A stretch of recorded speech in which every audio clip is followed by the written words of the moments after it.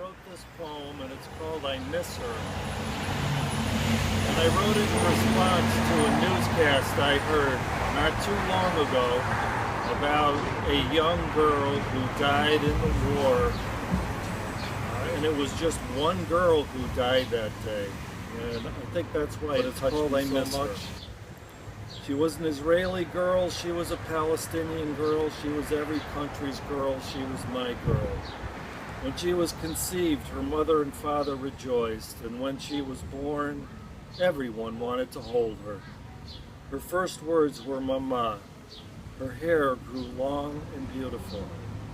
She skipped down the sidewalk behind her mother, holding the doll and singing a song. She was an Israeli girl, she was a Palestinian girl, she was every country's girl, she was my girl.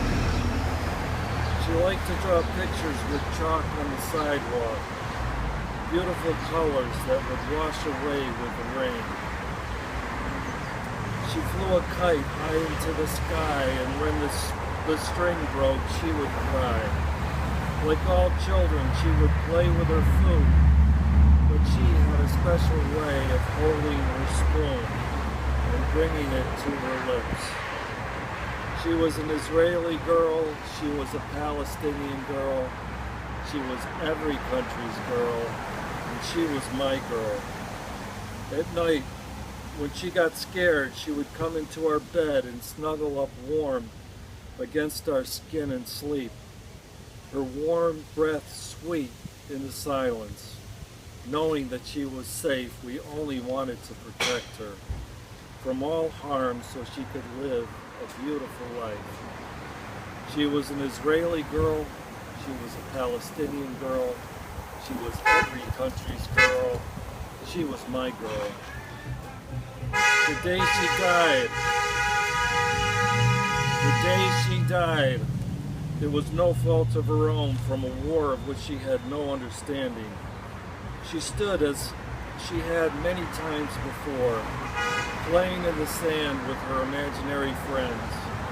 They had tea that day with a different kind of spice. It tasted cool to them in the hot sun. Their shadows darkened against the light, and boom, she was gone, just as quickly as the day she was born. She was an Israeli girl, she was a Palestinian girl, she was every country's girl, and she was my girl. Though she is gone now, I still see her picking up shells by the ocean, throwing up droplets with her fingers, screaming when the cold water touches her toes. She points at the gulls as they wheel about. Shrill calls pierce the air. I love the mist there at the ocean's edge, where I go to see her. But oh, do I miss her. I miss her, I miss her.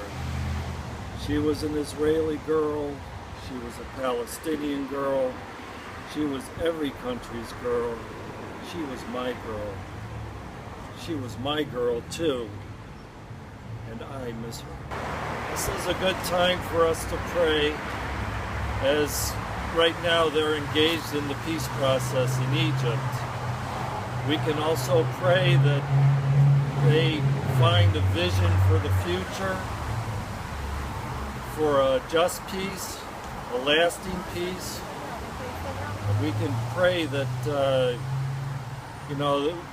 they can ensure that their children and their children's children will not be subjected to the same kind of war, living under the same kind of terror that they themselves have lived under. I know prayer works, and it's very, very powerful in moving the hand of God. And that's really what needs to happen in this situation between Israel and Palestine.